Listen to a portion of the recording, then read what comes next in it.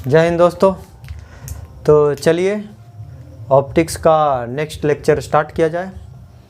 Previous classes में हमने देखा था कि प्लेन मिरर से पॉइंट ऑब्जेक्ट का इमेज कैसे बना था, और हमने देखा था कि जो डिस्टेंस था u बराबर v था, और वो माइनस में इसीलिए था मॉड ऑफ हम कह सकते हैं दोनों का, वो इसलिए था कि दोनों का जो डायरेक्शन है जस्ट अपोजिट है ना, by the reference frame of pole, है ना, पोल के रेफरेंस फ्रेम से, क्योंकि हम सारा डिस्टेंस पोल से ही मेजर करते हैं अगर मिरर की बात हो तो, है ना। तो ये हमने देखा था पॉइंट ऑब्जेक्ट का। अभी हम प्लेन मिरर में अगर हमारे पास इनलार्ज ऑब्जेक्ट है, बड़ा सा कोई ऑब्जेक्ट है, पॉइंट नहीं है, और ओबियस है कि हमारे जो रियल लाइफ है उसमें कोई पॉइंट ऑब्जेक्ट है नहीं, है ना। तो इनलार्ज ऑब्जेक्ट, थोड़ा बड़ा ऑब्जेक्ट के लिए हम देखेंगे, और यहाँ पे हमें या तो पॉइंट ऑब्जेक्ट का पढ़ना है इमेज, या तो एक लाइन ऑब्जेक्ट का इमेज पढ़ना है। मतलब कोई ऑब्जेक्ट एक लाइन में ही है, उसी का हमें इमेज पढ़ना है। लेकिन रियल ऑप्टिक्स अलग है, हमारा 11th और IIT NIT के लिए इतना ही है, तो हम इतना ही देखेंगे। नहीं तो ऐसा नहीं है, हम तो क्या बोलता है, एरियल हैं, एरिया में हैं या वॉल्यूमेट्रिक शेप में हैं, तो उसका अलग ढंग से इमेज बनता है, और वो आगे जा करके आपको एक्सप्लेन किया जाएगा। अभी फ़िलहाल के लिए या तो पॉइंट ऑब्जेक्ट के टर्म में हम समझेंगे, या तो हम लाइन ऑब्जेक्ट के टर्म में ही समझेंगे, है ना। तो अगर प्लेन मिरर है हमारे पास और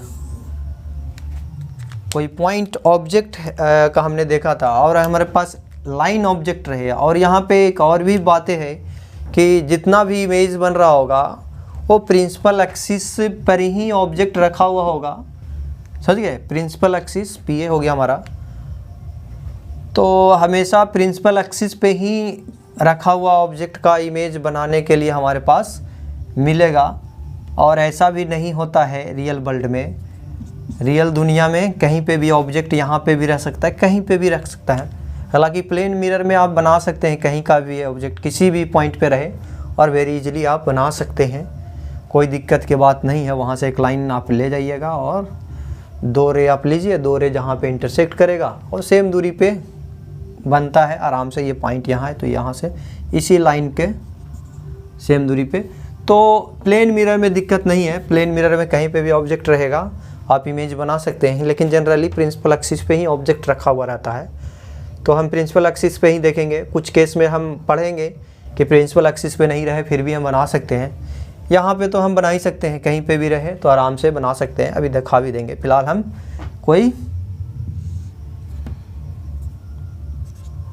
लाइन है या लाइन ऑब्जेक्ट है, उसको हमें इमेज बनाना है।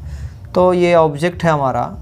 अब देखिए हमारे पास इनफाइनाइट पॉइंट्स है, सभी पॉइंट का इमेज बनाना पड़ेगा, और रियल में वो ऐसा ही हो रहा होगा कि हर एक पॉइंट से रे जाते होंगे, और आफ्टर रिफ्लेक्शन जहाँ पे वो इंटरसेक्ट करते हैं या इंटरसेक्ट करते हुए अपीयर होते हैं, वो पॉइंट उस पॉइंट का इमेज कहलाते होंगे। तो हर एक पॉइंट से जाते हैं और हर एक पॉइंट का अपना अपना इमेज बनता है, क्योंकि हर एक पॉइंट का जो लाइट है, जाने वाली इंसिडेंट लाइट है, आफ्टर रिफ्लेक्शन किसी न किसी जगह पे इंटरसेक्ट करता है।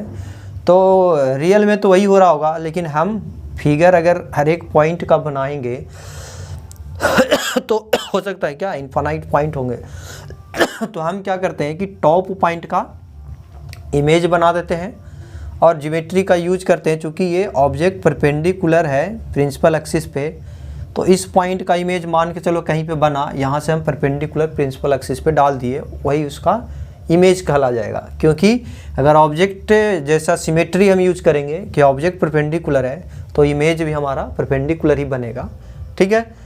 तो इस तरीके से हम इसका इस्तेमाल करते हैं। या 2 पॉइंट का बना ले, एक इस पॉइंट का बनावे और एक दोनों इन डाउन पॉइंट का बना लें, और दोनों पॉइंट को मिलाएंगे तो वो हमारा इमेज मिल जाएगा, है कि नहीं।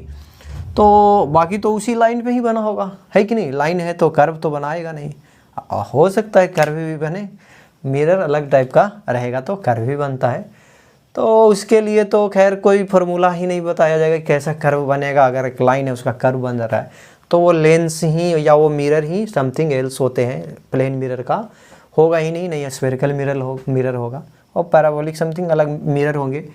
तो यहाँ पे साइंस घर में जाकर देखिएगा, वहाँ पे आपको ये नज़ारा मिलेगा ऐसा। तो इस पॉइंट का हमें इमेज, टॉप पॉइंट का हम बनाएंगे। यहाँ से 2 रे ले लेते हैं, एक रे ऐसा गया, किसी भी तरीके का आप रे ले सकते हैं।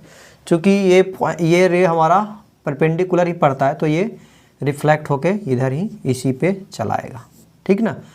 लेकिन हम इसे पीछे बढ़ाते हुए दिखाएंगे, क्योंकि एक रे और लेना पड़ेगा जो कि उसे इंटरसेक्ट। देखिए आप कैसा भी रे ले सकते हैं, हम सुविधा के लिए ले लेते हैं। आप 2 रे यहाँ पे भी पढ़ा सकते हैं, या नॉर्मल डालिएगा, एंगल बराबर करके आप बना सकते हैं। दूसरा रे जो हम ले रहे हैं पोल से जाते हुए ले रहे हैं, हम इसीलिए ले रहे हैं कि ये नॉर्मल ऑलरेडी बना हुआ, हमें नॉर्मल बनाने की ज़रूरत नहीं पड़े, ठीक। तो ये जितना एंगल है उतना ही एंगल से ये क्या होगा, रिफ्लेक्ट हो गया। ये और ये कभी इंटरसेक्ट करेगा ही नहीं, है ना, रियल में। तो इसे वर्चुअली हम देखते हैं कि कहाँ पे अपीयर होता है इंटरसेक्ट करते हुए। तो पीछे हम दोनों को बढ़ा रहे हैं, इसको भी बढ़ाएं और इसको भी बढ़ाएं, तो यहाँ पे हमारा ये इंटरसेक्ट किया, है ना। तो इस पॉइंट का इमेज यहाँ पे बन गया। अब यहाँ से हम डायरेक्ट परपेंडिकुलर लाइन ड्रॉ कर दें, ठीक ना।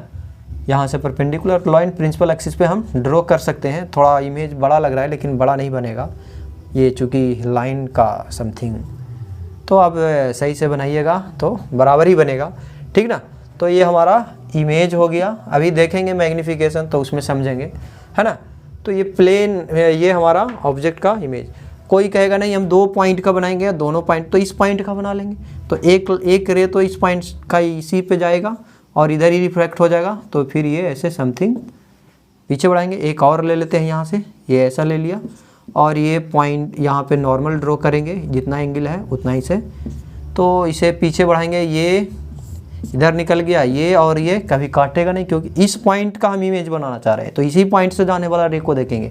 एक रे इस पॉइंट से ये लिया और एक ये आया, तो ये दोनों को हम पीछे बढ़ाएंगे समथिंग ऐसे करके, तो ये देखेंगे तो समथिंग यही बनेगा, ठीक ना।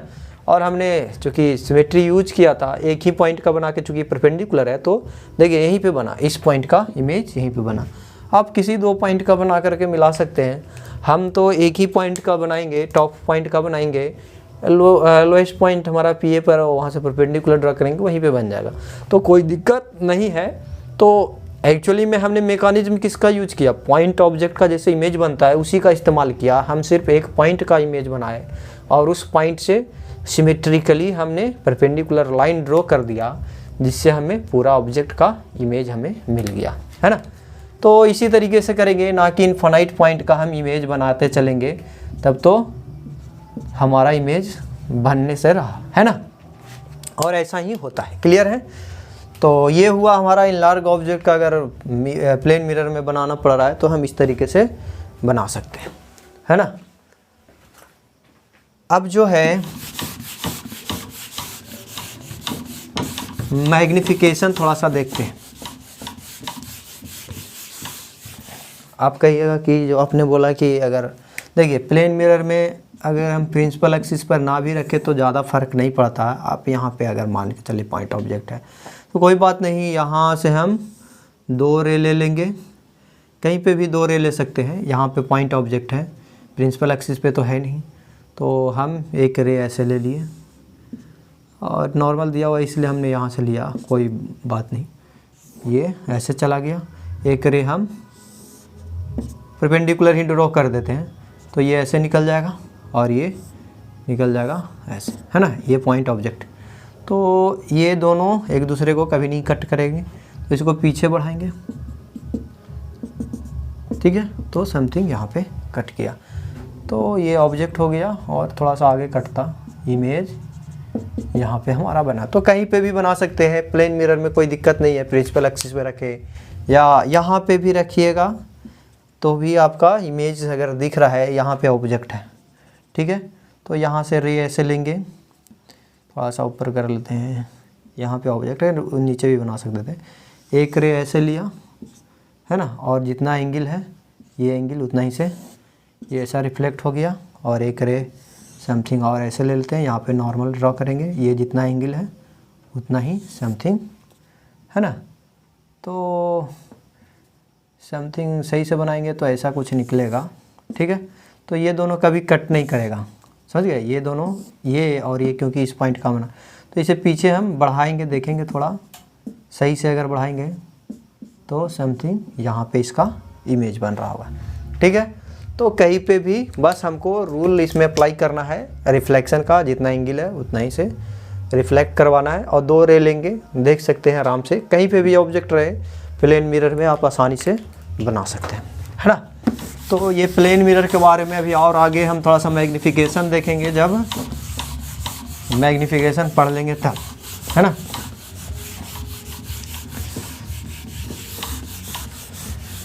देखिए मैग्नीफिकेशन अगला जो हमारा टॉपिक है,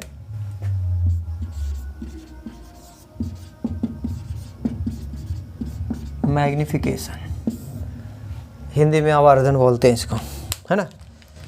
तो मैग्नीफिकेशन, अगर इसका डिफिनीशन कहे कि व्हाट इज मैग्नीफिकेशन, तो आप कहिएगा the size, the ratio of the size of image and the size of object। अगर मैग्नीफिकेशन अगर एम से हम रिप्रेजेंट करें तो हम कहेंगे रेशियो किसका है, size of image divided by size of object. ये ही मेन डिफिनीशन है मैग्नीफिकेशन का। कोई भी अगर इमेज बन रहा है, अगर उसका मैग्नीफिकेशन हमसे पूछा जाए या डिफिनीशन मैग्नीफिकेशन का, तो हम कहेंगे it is the ratio of the size of image and the size of object. Image के साइज और ऑब्जेक्ट के साइज का ये रेशियो है, और हम एम बराबर लिख सकते हैं size of image by size of. ये यूनिवर्सल हमारा मैग्नीफिकेशन का फार्मूला है। ये वैलिड है सभी ऑप्टिकल डिवाइस के लिए, या वो मिरर हो या वो क्या बोलता है लेंस हो, किसी भी तरीके के लिए आप ये फार्मूला आप उसमें इस्तेमाल कर सकते हैं। साइज इमेज का पता हो और ऑब्जेक्ट का साइज पता हो तो हम आराम से उसका मैग्नीफिकेशन निकाल सकते हैं। क्लियर है। अब ये size in the term of length हो सकता है, एरिया हो सकता है, वॉल्यूमेट्रिक शेप भी हो सकते हैं, है ना। चूँकि हमें एरियल तक थोड़ा सा पढ़ना है ना। वॉल्यूमेट्रिक शेप का तो पढ़ना ही नहीं है ना, इमेज कैसे बन रहा है। तो साइज ऑफ वॉल्यूमेट्रिक शेप रहेगा तो वॉल्यूम रखाएगा, है ना, और दोनों का वॉल्यूम के टर्म में रखाएगा। लाइन है तो लेंथ के टर्म में लिखाएगा साइज, एरिया है तो एरिया के टर्म में लिखाएगा साइज, है ना। टू डायमेंशनल फिगर है तो एरिया के टर्म में, 1 डायमेंशनल फिगर है तो लेंथ के टर्म में साइज होगा, है ना, और 3 डायमेंशनल फिगर है तो वॉल्यूम के टर्म में हमारा साइज होगा। वो डिपेंड करेगा कि आपने ऑब्जेक्ट कैसा रखा है। तो हम साइज का मतलब हम समझ सकते हैं, समझ गए। क्लियर है। तो ये हमारा मैग्नीफिकेशन का एक्चुअल फार्मूला है या बेसिक फार्मूला है, and this formula is valid for all type of optical device. तो अब हम मैग्नीफिकेशन का फार्मूला आप याद रखिएगा। अब हम मैग्नीफिकेशन का थोड़ा सा पार्ट बाइज पार्ट हम देखते हैं। तो मैग्नीफिकेशन जो है 1D, 2D और 3D, है ना। 3 डायमेंशनल फिगर का, 1 डायमेंशनल फिगर का, 2 डायमेंशनल फिगर का और 3 डायमेंशनल फिगर। 1 डायमेंशनल फिगर में क्या होगा, ये लाइन होगा, है ना, लाइन ऑब्जेक्ट होगा, है ना। यहाँ पे एरियल ऑब्जेक्ट होगा और यहाँ पे वॉल्यूम वाला ऑब्जेक्ट होगा, वॉल्यूमेट्रिक ऑब्जेक्ट, है ना। तो line object, areal object 2 dimensional में, और ये तो हमें पढ़ना ही नहीं है, ये थोड़ा सा पढ़ना है ना। और लाइन ऑब्जेक्ट तो बहुत अच्छे से पढ़ना है, समझ गए। अगर हमारे पास लाइन ऑब्जेक्ट है, मतलब एक रेखा वाला ऑब्जेक्ट जिसे बोल सकते हैं, है ना, और वही ज़्यादातर हमें पढ़ना है, तो 1 डायमेंशनल मैग्नीफिकेशन। अब इसका 2 पार्ट होंगे। 1 डायमेंशनल अगर लाइन ऑब्जेक्ट है हमारे पास तो 2 टाइप होंगे। पहला हो गया ट्रांसवर्स, ट्रांसवर्स मैग्निफिकेशन, दूसरा हो गया लॉन्गिट्यूडिनल।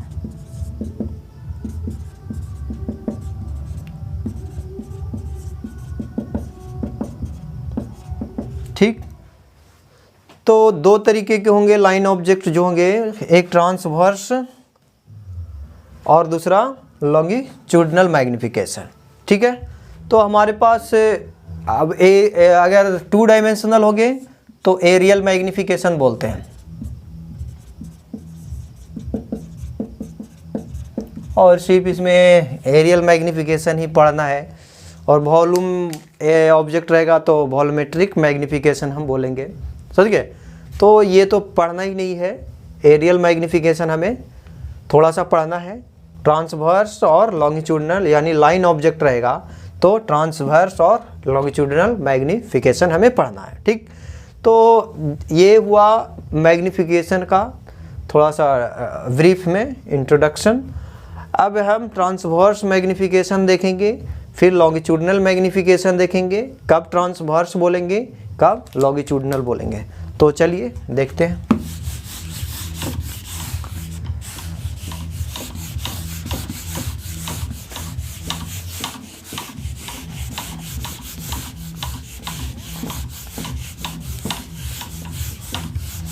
लाइन ऑब्जेक्ट का मैग्निफिकेशन मेन पढ़ना है हमारे पास। तो अगर हमारे पास ट्रांसवर्स मैग्निफिकेशन देखना है, ट्रांसवर्स मैग्निफिकेशन अगर हमको देखना है तो इसका डिफिनीशन फॉर्मूला देखिए मैग्निफिकेशन का ही होगा। बस इसमें ये कहा जाता है कि अगर कोई भी ऑब्जेक्ट प्रिंसिपल एक्सिस के परपेंडिकुलर रखा जाता है और फिर उसका मैग्निफिकेशन हम लेते हैं या मैग्निफिकेशन बताते हैं तो उसे ट्रांसवर्स मैग्निफिकेशन बोला जाता है। ठीक है, तो अगर ऑब्जेक्ट हमारा परपेंडिकुलर है to the principal axis then the image will also be perpendicular, है ना। मान के चलो कि इमेज हमारा, ठीक है, चूंकि ये एक लाइन ऑब्जेक्ट है तो ट्रांसवर्स का अगर कहेगा तो ट्रांसवर्स मैग्निफिकेशन तब हम कहेंगे जब ऑब्जेक्ट जो है प्रिंसिपल एक्सिस के परपेंडिकुलर प्लेस किया गया हो। ठीक है, तो इसको हाइट के टर्म में हम बोलेंगे हाइट ऑफ ऑब्जेक्ट, और ये हाइट ऑफ इमेज हो गया। यहाँ पे साइज है जो हाइट के टर्म में होगा, है ना। अगर एम टी ट्रांसवर्स रहेगा तो स्मॉल एम लिखेंगे और इस पे सफिक्स में टी लगाएंगे, इससे ये हो गया कि ट्रांसवर्स के लिए इस्तेमाल हुआ। ठीक है, और ये वही होगा size of image by size of object. यहाँ पे साइज जो है चूँकि लाइन ऑब्जेक्ट है और perpendicular to the principal axis है तो हम कहेंगे कि height of image divided by height of object. ये साइज है, हाइट हमारा हाइट के टर्म में हम यहाँ पे साइज मेंशन करेंगे।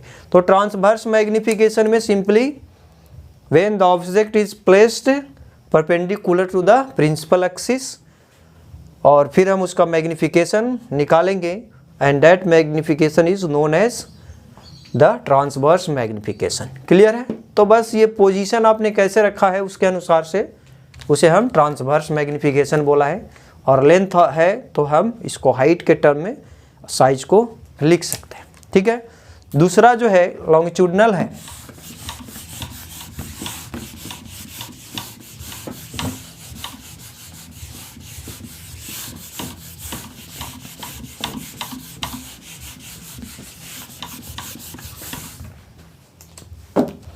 दूसरा हमारा है लॉन्गिट्यूडिनल।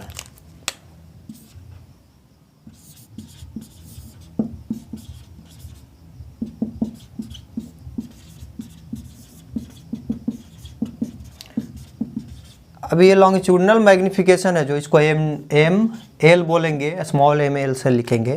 ठीक है, तो ये जो हो गया हमारा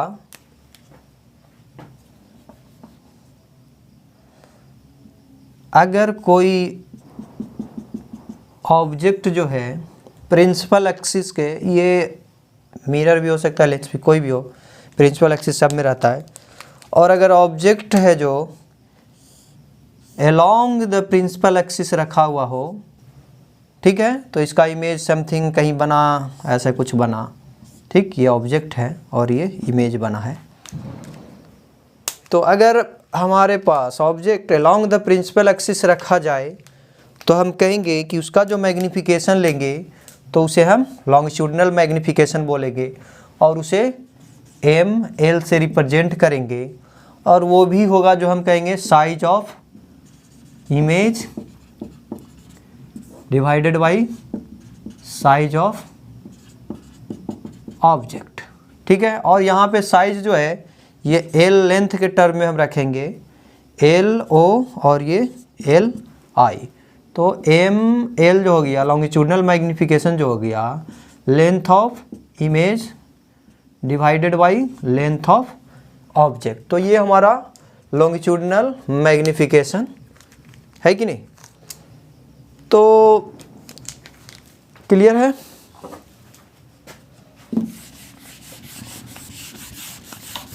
बस लॉन्गिट्यूडिनल में यही है कि अलोंग द प्रिंसिपल एक्सिस रहेंगे ऑब्जेक्ट और वो उसका फिर मैग्नीफिकेशन निकालेंगे, ठीक है। तो ये हो गया लॉन्गिट्यूडिनल का। और एक एरियल मैग्नीफिकेशन है, बाकी का नेक्स्ट क्लास में देखते हैं, ठीक है। मैग्नीफिकेशन में ही अभी थोड़ा सा और बचा हुआ है, ये चैप्टर लंबा हो जाएगा, तो हम मैग्नीफिकेशन अभी हमारे पास और है, इसके बारे में थोड़ा सा और जानना है, तो बाकी वो नेक्स्ट क्लास में देखेंगे। ओके, धन्यवाद। इस वीडियो को आगे प्रोसीड करेंगे।